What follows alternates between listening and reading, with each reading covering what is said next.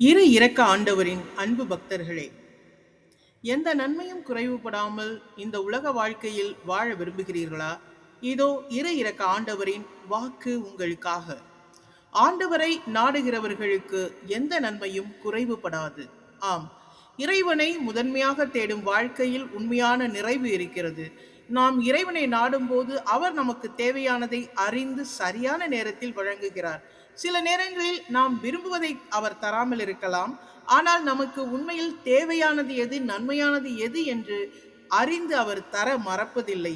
ஒரு குழந்தை தன் தந்தையின் கையை பிடித்துக் கொண்டு நடக்கும்போது தன்னுடைய தேவைகளை பற்றி கவலைப்படுவதில்லை. ஏனெனில் தந்தை தன்னை பார்த்துக் கொள்வார் என்று அது நம்புகிறது.